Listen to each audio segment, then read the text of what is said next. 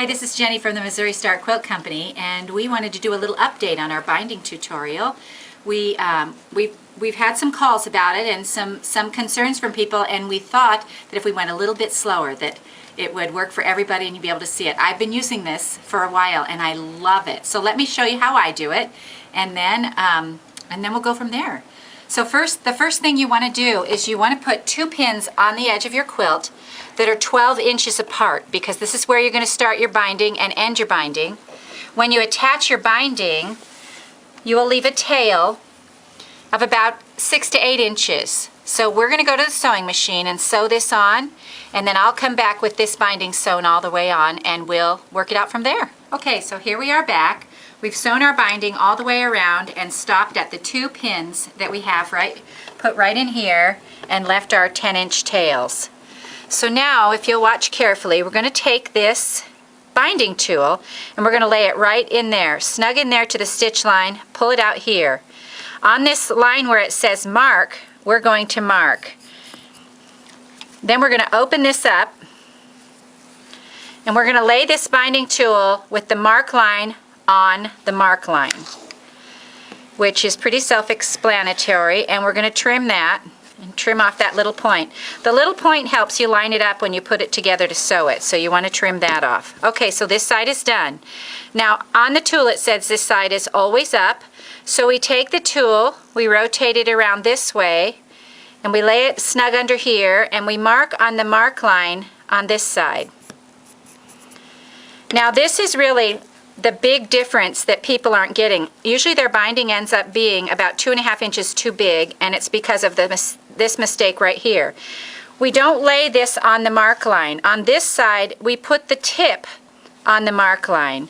Now on the newer rulers, it shows this diagram on it, but for those of us who have an older one like this one, this is written in the instructions, but you need to remember, so your mark doesn't go in the mark line, but the point goes on the mark line. And then we go ahead and cut that. And then you will have a perfect little, whoops, that didn't cut. Hang on.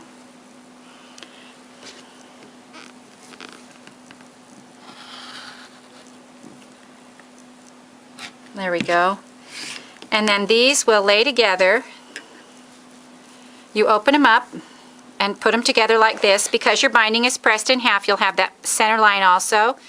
You can stick a little pin right in there and sew this down, and then this will be a perfect binding strip. So let me go sew that and we'll show you how we lay that down. Okay, so here we are at the sewing machine, and we're going to put these 2 edges together. So you kind of just bunch up this part where you've sewn, lay these 2 pieces on top of each other like this, and you're going to take at least 1/4 inch seam. This is not one of those times where you have to have a scant seam. You just take a good 1/4 inch, sew it across there,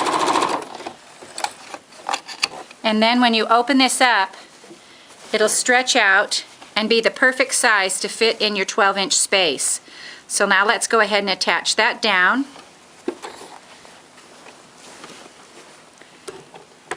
Okay, move this out of here so you can see. All right, so now we just come along.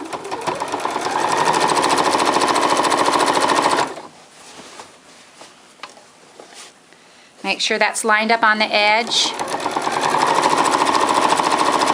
And by doing this, you won't be able to tell where your binding started or where it ends. All right. So there we go. And then you just bind like regular.